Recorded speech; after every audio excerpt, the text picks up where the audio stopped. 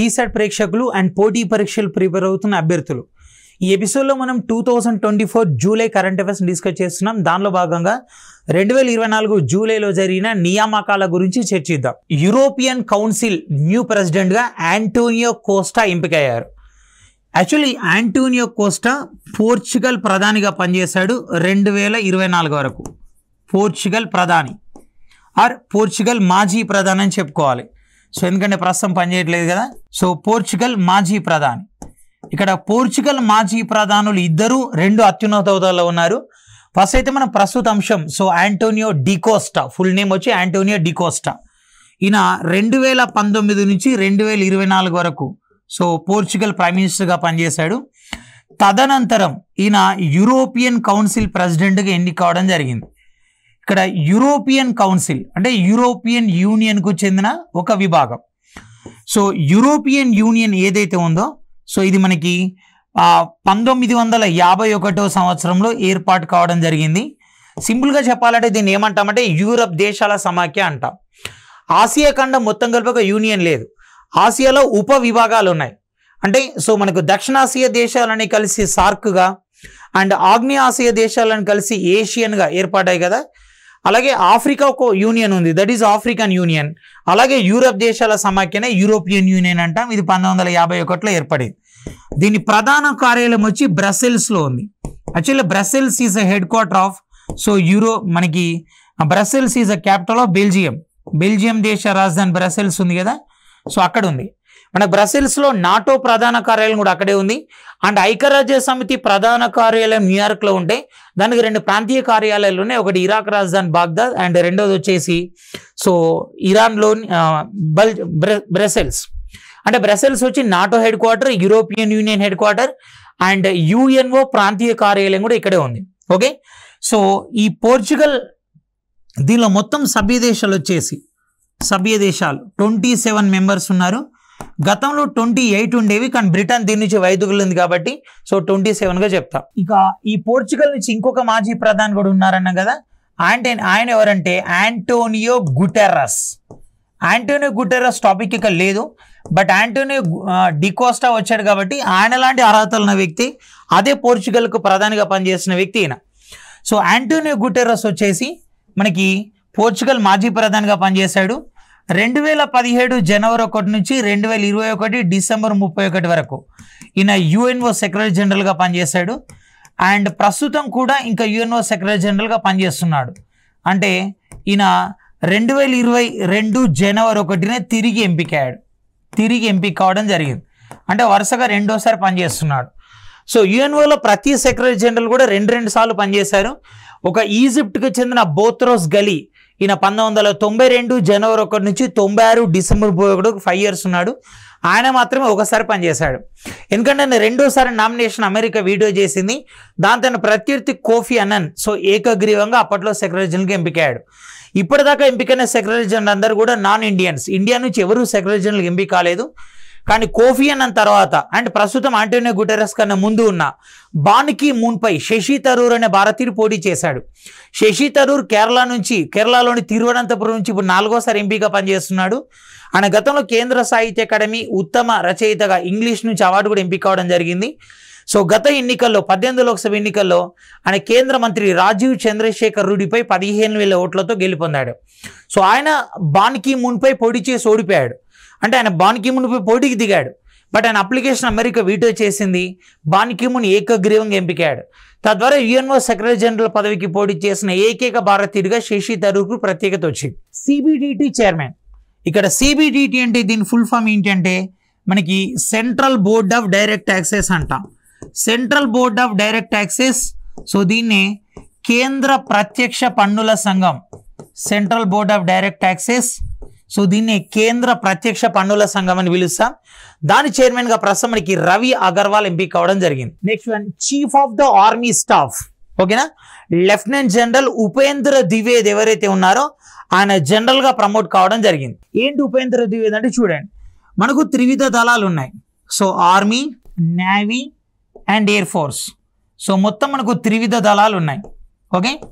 So ఇప్పుడు army అధిపతి ఏదైతే ఉందో దాన్ని మనం జనరల్ అని పిలుస్తున్నాం. జనరల్ నేవీ అధిపతి ఎవరైతే ఉన్నారో ఆయన మనం అడ్మిరల్ అని పిలుస్తున్నాం, అడ్మిరల్. అండ్ ఎయిర్ ఫోర్స్ ఏదైతే ఉందో దాని అధిపతిని ఎయిర్ చీఫ్ మార్షల్ అని పిలుస్తాం, ఎయిర్ చీఫ్ మార్షల్ అని పిలుస్తారు. ప్రస్తుతం నియామకాలు చూసినట్టుంటే ఆర్మీ జనరల్గా ఇప్పుడు అదే ఇచ్చారు కదా, మనోజ్ పాండే ఉండేవారు, బట్ ఆయన స్థానంలో ఇప్పుడు ఉపేంద్ర ద్వివేది ఎంపికయ్యారు, అంటే ప్రస్తుత army general. And navy admiral వచ్చేసి ఏంటంటే Dinesh Kumar Tripathi or Dinesh K Tripathi, so ఎంపికయ్యారు. అండ్ ఇక ఎయిర్ చీఫ్ మార్షల్ వచ్చి గతం నుంచి ఉన్న వ్యక్తి మనకు Vivek Ram Chaudhary. So Vivek Ram Chaudhary air chief మార్షల్గా పనిచేస్తున్నారు. ఈ ముగ్గురు పైన ఉండే వ్యక్తి ఆయనే మనం ఏమంటామంటే సిడిఎస్ అంటాం. ఇక్కడ సిడిఎస్ అంటే అర్థం ఏంటంటే చీఫ్ ఆఫ్ డిఫెన్స్ స్టాఫ్ అంటాం. సిడిఎస్ అంటే chief of defence staff. So దీన్ని సిడిఎస్ అని పిలుస్తుంటారు. ఓకేనా. సో ప్రస్తుతం సిడిఎస్ మనకి అనిల్ చౌహాన్ ఉన్నారు. ప్రస్తుతం సిడిఎస్ అనిల్ చౌహాన్ మనకు సిడిఎస్ కొనసాగుతున్నారు. ఓకే. ఈ మూడిని త్రివిధ దళాలన దీనిలో వెరీ వెరీ లేటెస్ట్ అప్డేట్ ఏంటి అంటే ఇద్దరు కొత్తగా వచ్చారు. సో ఇవి త్రివిధ దళాలు. మరి ఇవి కాకుండా మిగతా వాటిని ఏమంటాం? సో పారామిలిటరీ అంటాం. ఇప్పటిదాకా చెప్పిన మిలిటరీ కదా. ఇప్పుడు మనం ఒక్కొక్కటి డిస్కస్ చేసుకుంటూ వెళ్దాం. వీటిని పారామిలిటరీ నియామకాలని పిలుస్తారు, paramilitary. So first CRPF. So CRPF అంటే సెంట్రల్ రిజర్వ్ పోలీస్ ఫోర్స్ అంటాం. Central reserve police force director జనరల్గా మనకి అనీష్ దయాల్ సింగ్ ఉన్నారు. అనీష్ దయాల్ సింగ్ సో ప్రస్తుతం పనిచేస్తున్నారు. అలాగే సిఐఎస్ఎఫ్. ఇక్కడ సిఐఎస్ఎఫ్ అంటే సెంట్రల్ ఇండస్ట్రియల్ సెక్యూరిటీ ఫోర్స్ అని పిలుస్తారు. ఇక్కడ ఒక ఇంపార్టెంట్ కరెంట్ అఫైర్స్ చూడండి. మనకు స్వాతంత్రం వచ్చినప్పటి నుంచి 2024 మే 20 వరకు పార్లమెంట్ రక్షణ బాధ్యతలు ఎవరు నిర్వహించే వాళ్ళంటే సిఆర్పిఎఫ్ నిర్వహించేది. పార్లమెంట్ రక్షణ అంటే గతంలో సైన్యం ఉండేది. సో పార్లమెంట్ రక్షణ సిఆర్పిఎఫ్ నిర్వహించేది. సిఆర్పిఎఫ్ ఇది ఏర్పడ్డప్పటి నుంచి. ఓకే. బట్ ఇప్పుడు వచ్చేసి ఏంటి అంటే మనకి మే 20 నుంచి పార్లమెంట్ రక్షణ బాధ్యత సిఐఎస్ఎఫ్కు అప్పగించారు. ఎందుకు అంటే వెరీ రీసెంట్గా మనకి సిఆర్పిఎఫ్ రక్షణలో ఉన్న పార్లమెంట్లోకి కొంతమంది దుండగులు ప్రవేశించారు. సో దాంతో రక్షణ బాధ్యతలు కూడా మార్చడం జరిగింది. సిఐఎస్ఎఫ్కు ప్రస్తుత డైరెక్టర్ జనరల్గా నీనా సింగ్ ఉన్నారు, NINA. So Nayana Singh or Nina Singh ఉన్నారు. ఈమె సిఐఎస్ఎఫ్ చరిత్రలోనే సో మొట్టమొదటి ఫస్ట్ మహిళా డైరెక్టర్ జనరల్గా కొనసాగుతున్నారు. ఇక ఆ తర్వాత important most current affairs BSF అంటే border security force.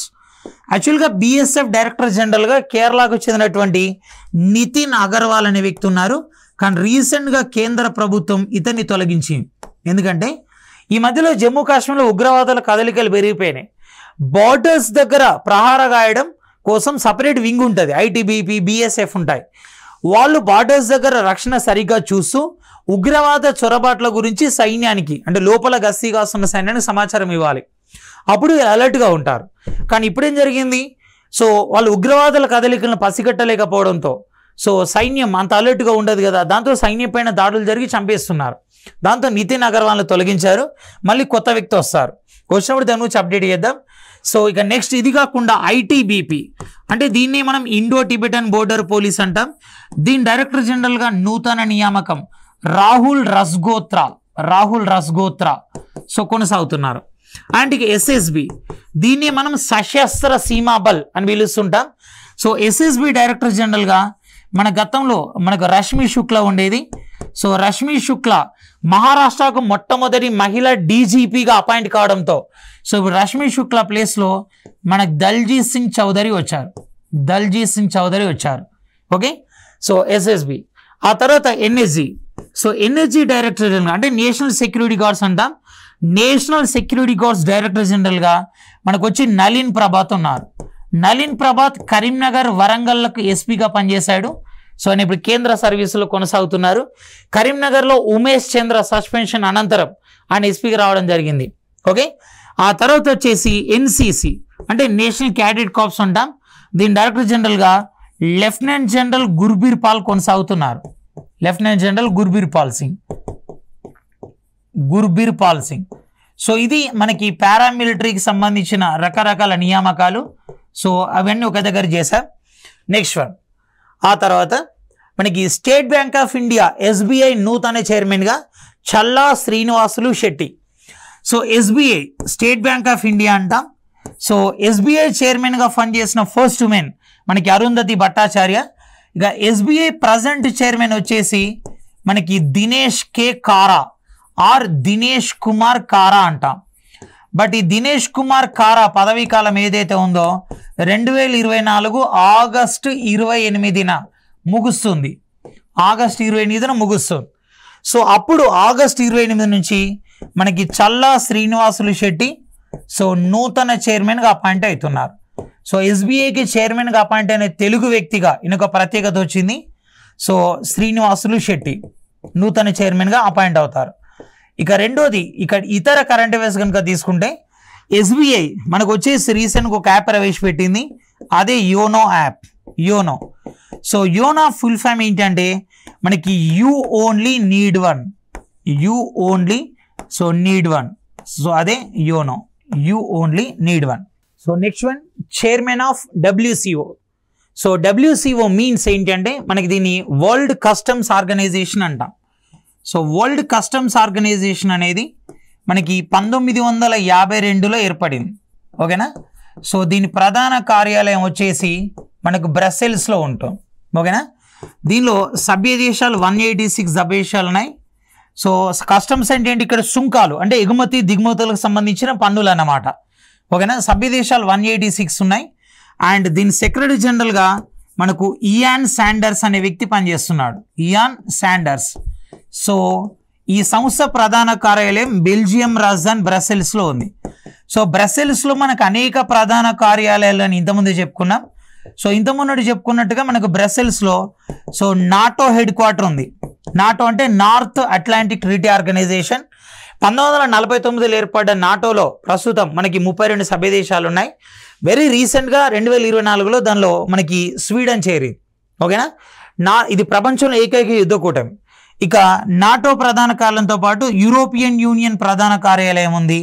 And next వచ్చేసి UNO ప్రాంతీయ కార్యాలయం కూడా ఉంది. UNO ప్రధాన కార్యాలయం మనకు న్యూయార్క్లో ఉంటాయి. UNO ప్రాంతీయ కార్యాలయాలు 2 నగరాల్లో ఉంటాయి. ఒకటి ఇరాక్ రాజధాని సో బాగ్దాద్, అండ్ రెండోది వచ్చేసి బెల్జియం రాజధాని బ్రసెల్స్. ఓకే. సో ఈ సంస్థకి ఎడ్వర్డ్ కీస్వెట్టర్ అనే వ్యక్తి మనకి చైర్మన్గా ఎన్నుకోబడ్డాడు. And next one, so Netherland new prime minister.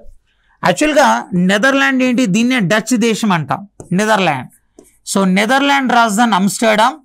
So ఇక్కడ జరిగిన 1928 ఒలింపిక్స్లోనే భారత హాకీకి మొట్టమొదటి స్వర్ణ పథకం వచ్చింది. సో ప్రస్తుతం 2024 ఒలింపిక్స్లో సో తర్వాత మనకి పథకాల పట్టిక ఎలా ఉంటుంది, హాకీ సెమీఫైనల్ చేరడం జరిగింది. నెదర్లాండ్ పిఎంగా మొన్నటిదాకా మనకి మార్క్ రూటే పనిచేశారు. బట్ మార్క్ రూటే సో రీసెంట్లీ అనే పదవీ కాలం పూర్తయింది. ఎప్పుడైతే మార్క్ రూటే పదవీ కాలం పూర్తయిందో సో న్యూ ప్రైమ్ మినిస్టర్గా నెదర్లాండ్ న్యూ ప్రైమ్ మినిస్టర్గా డిక్ షూఫ్ అనే వ్యక్తి అపాయింట్ అయ్యాడు. మరి మార్క్ రూటే ఏం చేశారు, ఈయన నాటో న్యూ సెక్రటరీ జనరల్గా అపాయింట్ కావడం జరిగింది. సో ఇక్కడ 3 పాయింట్స్ ఉన్నాయి, జాగ్రత్త వినండి. సో నెదర్లాండ్ ప్రధానిగా పనిచేసిన మార్క్ రూటే పదవీ కాలం ముగియడంతో సో మనకి ఆయన స్థానంలో నూతనంగా డిక్ షూఫ్ అపాయింట్ అయ్యారు. అండ్ నాటోకు నూతన సెక్రటరీ జనరల్గా మార్క్ రూటే షిఫ్ట్ కావడం జరిగింది. LIC new managing director Siddhartha Mohanty ఎవరైతే ఉన్నారో ఆయన 2019 నుంచి 2024 వరకు సో MD అండ్ CEOగా పనిచేశాడు. MD CEO LIC మనకు లైఫ్ ఇన్సూరెన్స్ కార్పొరేషన్ 1956లో ఏర్పడింది. అండ్ ఇప్పుడు ఈయన పదవీ కాలాన్ని 2024 నుంచి 25 సో జూన్ 7 వరకు పొడిగించారు. అంటే LIC MD పదవీ కాలం 1 సంవత్సరం పాటు పొడిగించబడడం జరిగింది. Next one, 13th CM of Jharkhand Hemant Soren. ఇక్కడ వినండి, జార్ఖండ్ యాక్చువల్లీ జార్ఖండ్ క్యాపిటల్ ఏంటి, రాంచీ. జార్ఖండ్ క్యాపిటల్ రాంచీ. మనకు 2000 సంవత్సరం నవంబర్ 15వ తేదీన సో బీహార్ నుంచి జార్ఖండ్ ఏర్పడింది. బీహార్ నుంచి జార్ఖండ్ అనేది ఏర్పడడం జరిగింది. ఓకే, సో మనకి ఉమ్మడి ఏపీ నుంచి ఏ విధంగానైతే తెలంగాణ ఏర్పడిందో అట్లా సో బీహార్ నుంచి జార్ఖండ్ ఏర్పడింది. ఈ బీహార్ నుంచి జార్ఖండ్ ఏర్పడాలని అక్కడ ఒక పార్టీ ఫైట్ చేసింది. దాన్నే మనం జేఎంఎం అని పిలుస్తాం, అంటే జార్ఖండ్ ముక్తి మోర్చా అని పిలవడం జరుగుతుంది అన్నమాట. ఈ జేఎంఎం వ్యవస్థాపకుడు ఎవరు? షిబు సోరెన్. ఆయన కూడా జార్ఖండ్ ముఖ్యమంత్రిగా పనిచేశాడు. బట్ ఆయన అనంతరం షిబు సోరెన్ సన్ ఎవరైతే ఉన్నారో హేమంత్ సోరెన్ జార్ఖండ్ ముఖ్యమంత్రి అయ్యాడు. హేమంత్ సోరెన్ ఈయన జార్ఖండ్ ముఖ్యమంత్రిగా ప్రమాణ స్వీకారం చేశాడు. బట్ అక్రమాస్తుల కేసులో ఈయన 2024 జనవరి 30న అరెస్ట్ కావడం జరిగింది. మనీ లాండరింగ్ కేసు ఏదైతే ఉందో దానిలో అరెస్ట్ అయ్యాడు.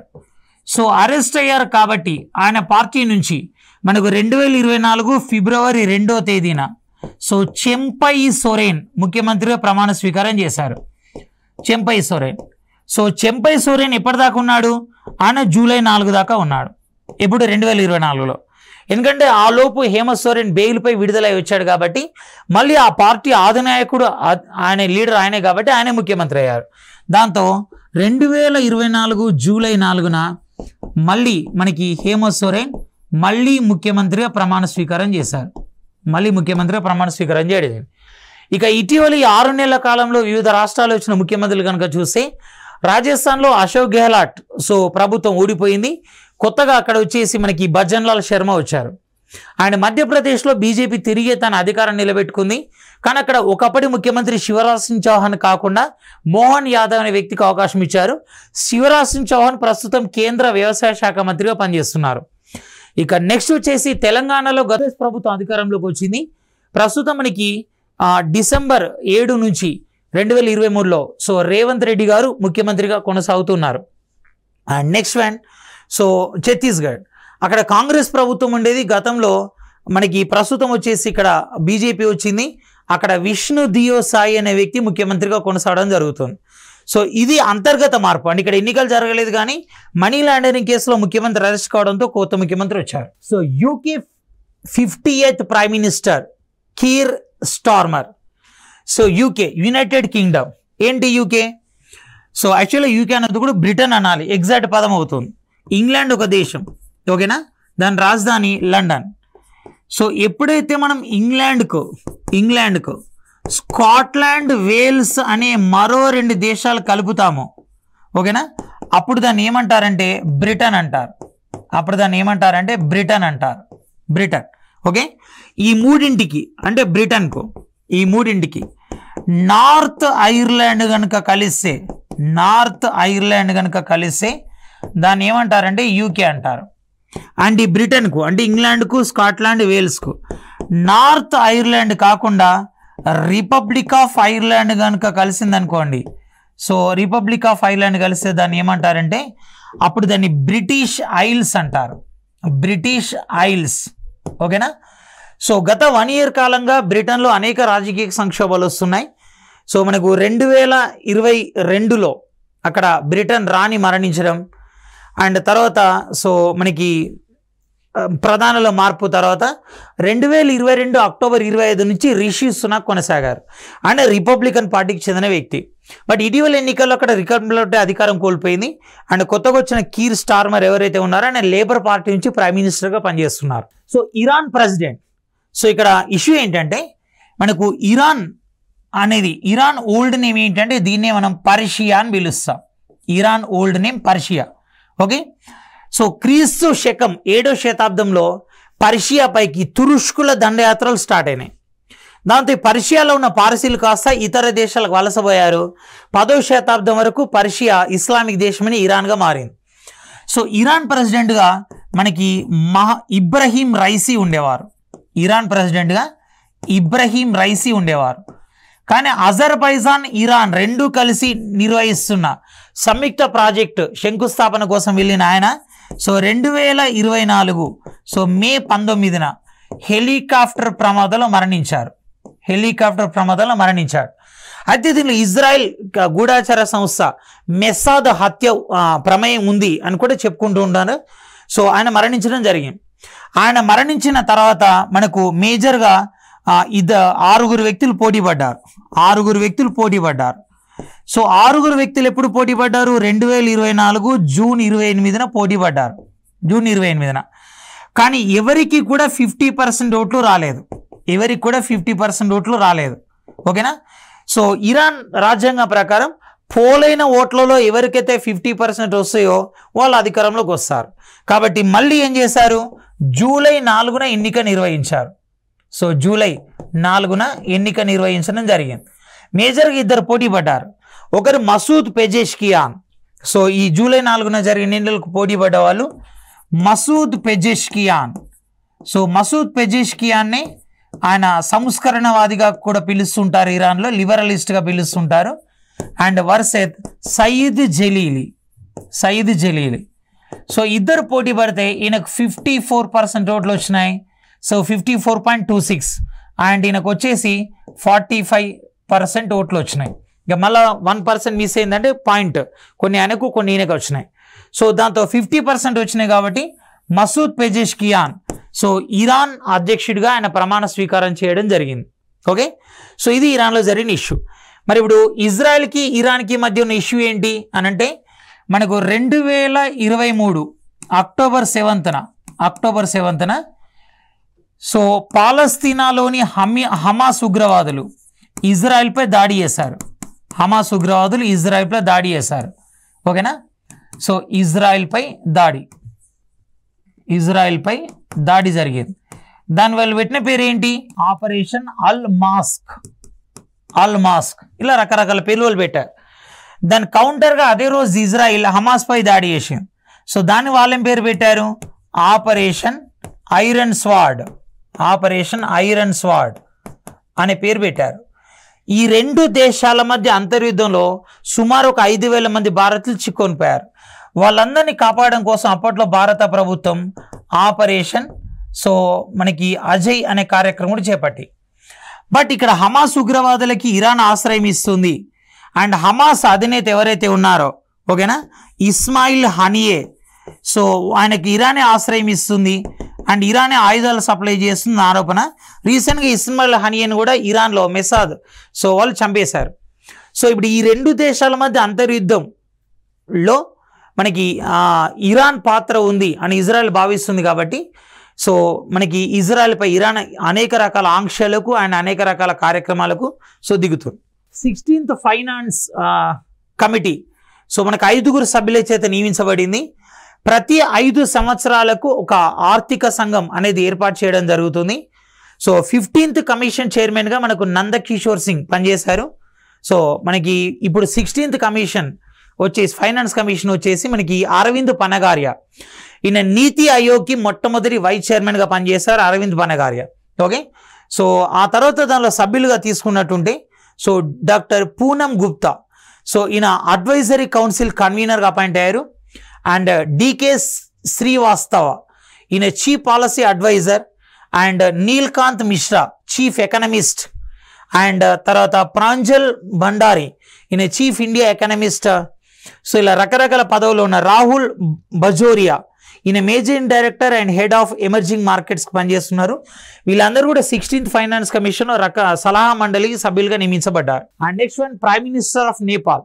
సో నేపాల్ మాజీ ప్రధాని పుష్పకుమార్ దహాల్ ఎవరైతే ఉన్నారో సో పుష్పకుమార్ దహాల్పై అవిశ్వాస తీర్మానం ఆమోదించబడడంతో పుష్పకుమార్ దహాల్ సో పై అవిశ్వాస తీర్మానం ఆమోదించబడడంతో సో కొత్త ప్రధానిగా మనకి కేపీ శర్మ ఓలీ వచ్చారు. New prime minister so KP Sharma Oli వచ్చారు. ఓకేనా? ఇక నెక్స్ట్ వచ్చేసి నూతన అధ్యక్షుడు అంటే ఈ జూలైలో రాలేదు, సందర్భం వచ్చింది కాబట్టి డిస్కస్ చేస్తున్నాం. సో రామచంద్ర పౌడల్ ఎవరైతే ఉన్నారో ఆయన నూతన అధ్యక్షుడిగా కొనసాగుతున్నారు. So president of Rwanda. So Rwanda ప్రెసిడెంట్గా వరుసగా 4వ సారి 4th టైం సో పాల్ కగామే ఎంపిక కావడం జరిగింది. ఈయనకు 98.5% ఓట్లు వచ్చినాయి. సో ఇది ఆఫ్రికా దేశం రువాండా. రువాండా రాజధాని కిగాలి. Estonia prime minister so Christian Michael. So నూతన ప్రైమ్ మినిస్టర్ ఎన్నికలు రీసెంట్ గా జరిగిన ఎన్నికల్లో. And next one Myanmar acting president. యాక్చువల్గా మయన్మార్లో మనకి 2021 ఫిబ్రవరి 1 నుంచి మనకు అక్కడ సైనిక పాలన కొనసాగుతుంది. సో దానికి యాక్టింగ్ ప్రెసిడెంట్ గా మిన్ ఆంగ్ హెంగ్ ఎన్నిక కావడం జరిగింది. ఇవి జూలైకి సంబంధించిన నియామకాలు. అండ్ నెక్స్ట్ ఎపిసోడ్ లో మరిన్ని అంశాలతో మళ్ళీ కలుద్దాం. Thank you. All the best.